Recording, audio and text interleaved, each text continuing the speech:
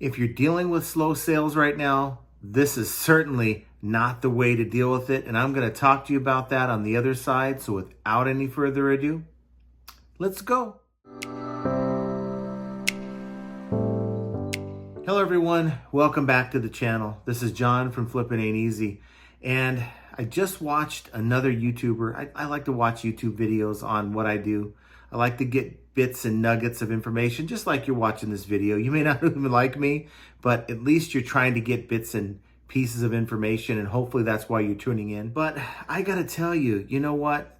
And I even commented on this person's channel because they were saying that if you are having issues with sales right now, if your sales are super slow, and it's because we're going into a recession. I think we're already been there for a while. In the video, they're saying the best way to handle this situation when your sales are slow is to do something called reverse nirvana. Now, this reverse nirvana, I don't know why they call it this, but it's the idea where you are essentially selling more than you're listing, okay? So basically, you're taking that money and you're using it for the things you need, right? I guess you have to when you have to pay the bills come first, but you use it for the things you need, and then you basically put off buying new product for your business. Now, maybe on a very temporary basis, maybe a week or so, I can see you doing that and it's not going to kill you. But if you make this sort of a ride it out mentality where you're trying to ride out this recession by just not reinvesting the money that you need to reinvest into the business, you are going to shrink your business. So when things start to get good again, you're not going to have anything to sell. And that's just bottom line. Now, guys, look, you know my struggles lately, the last, I'd say over a year in selling. Last year, 2022 was just bad. And I made a video about that. If you want to see more about that, up here somewhere, I'll put the link up there. But it was bad. And it just happened to be, and I told you, I'm going to figure this thing out. And I think I figured it out. Now, what did I do? I went in and I made some changes. Number one, back on the beginning, I'd say like the 10th of January-ish, I went in and took my 800 and something item store and took all the items that were under $20, or most of them, and moved them to my secondary store. So in fact, it made that store bigger than my main store. So now keep in mind, I had 850 items or whatever it is, and I moved like 520 over to the secondary store. That's how much small end items that I had for sale. And I left anything over 20 on up to whatever, had some decent ticket items in this particular main account that is my main focus. So in doing that, I basically have increased my ASP because any sale that happens on my main account is going to be at a higher sale point. Now, couple that with about, I'd say a week and a half later, I found a different sourcing method.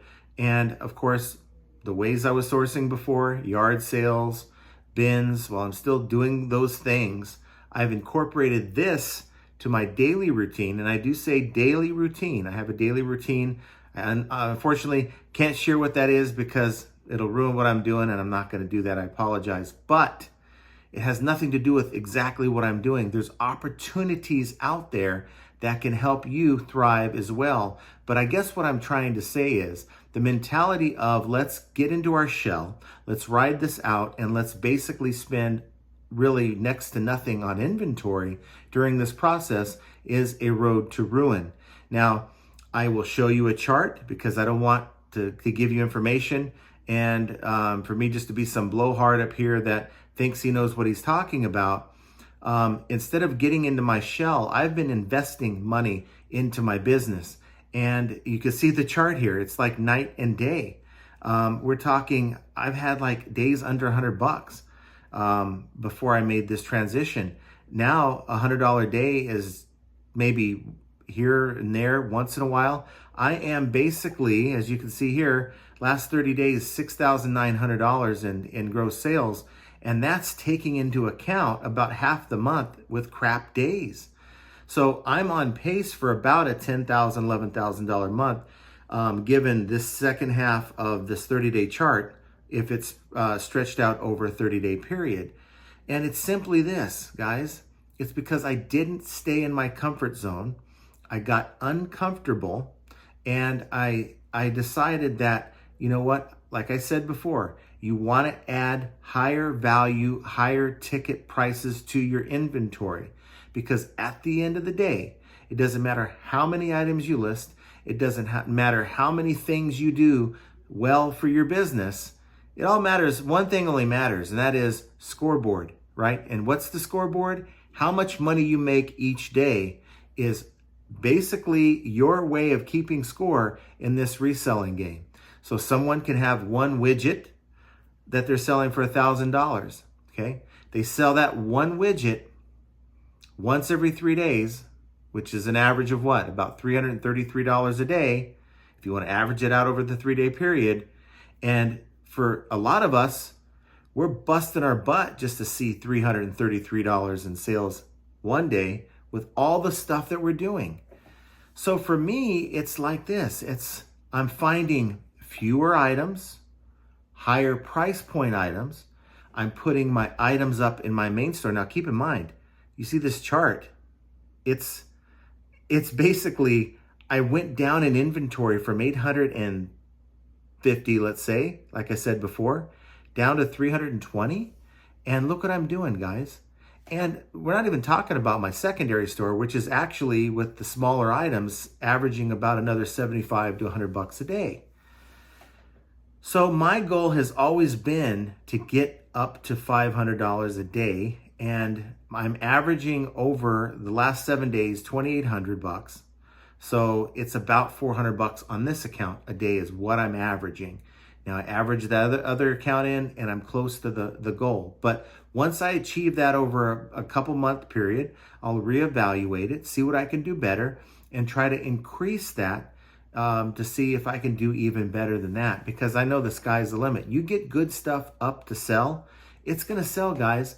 Now, it may not sell as quickly as it did before, okay? There's buyers out there, but it's not going to be to the point where you put a good item up and it's going to just sit. It hasn't gotten that bad yet. And I think a lot of us are still selling, for lack of a better term, crap, and expecting it to do as well as it did 2 to 3 years ago. And it's just not going to happen. So my answer to you is, you may not have a way to get sourcing or change your sourcing method like I did. I got lucky, okay? But you have to create your lucky opportunities, and you cannot sit on your laurels and say, I'm going to continue going and buying these clothes when maybe clothes just aren't working as well for you. So maybe it's time to go into other things to sell. If this is what you want to do, you got to be able to get out of your comfort zone and find a way to make it work. And this is where we're going to lose a lot of resellers, because a lot of resellers are going to continue trying to do what they did years ago and aren't going to be able to find the same level of success, and they're just going to quit. So instead of quitting, I basically give you another idea, and that is, look for another way, just like I did. I got so close to quitting, guys. And if it wasn't for a lot of the great people in this channel that support me, give me words of encouragement, it may have happened. But I'm not a quitter. I'm going to find an answer and a solution to this. If I look around and see other people doing well, like a lot of you were on the live saying, hey, you're doing well and you're making great sales, that means that people are out there buying items. And if you're trying to peddle the wrong type of item, you're never going to see that type of success. And getting into a shell, waiting for the storm to end, while everyone else is flourishing, selling different things and making adjustments to the market. And your answer to making, this work is not making an adjustment to the market, but waiting till the storm is over. Well, that's going to put people out of business. And I don't want to see you follow that kind of advice. That's why you want to look at different YouTube creators out there and kind of see what they're doing. And you know what? There's going to be things that I tell you that ain't going to make a bit of sense. Don't follow it if it doesn't make sense, okay? It may make sense for me. and it may not at all even come close to making sense to you, and that's fine. But what I do is I challenge you to think outside the box, find creative solutions to your individual problem. Your situation's different than mine.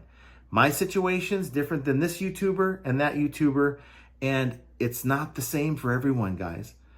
And I'm just a guy. I'm just a guy that's trying to help motivate you, get you thinking outside the box to get your business to grow in the right direction. And don't follow YouTubers that basically will lead you to a road where eventually you're going to run out of inventory and not have anything to sell when things start to turn around. So I want to know what you guys think. Put your comments down below. What is your strategy when things get slow? Maybe they're already slow for you. I'm sure that they're slow for many people. What are you doing? What is your strategy? So, look at other ways to source. If you haven't done yard sales, maybe you're not in the position to go to a yard sale, maybe the weather is not allowing you to do a yard sale, start doing that when you can. Flea markets, that's another way to find people that have stuff, maybe consistent stuff that you can start selling. Maybe a lot different than what you're used to, but use the comps to see what's selling. Thrift stores, that's another way to do it. How about the L word, liquidation? That's another way to do it. So I've given you ideas. Use your resources. Google, look at liquidationmap.com, give you some ideas of liquidation in your area. Check for liquidators in your area, or check just the thrift stores. Check the bin stores. That's another one I didn't mention. That's another one. Find it, guys.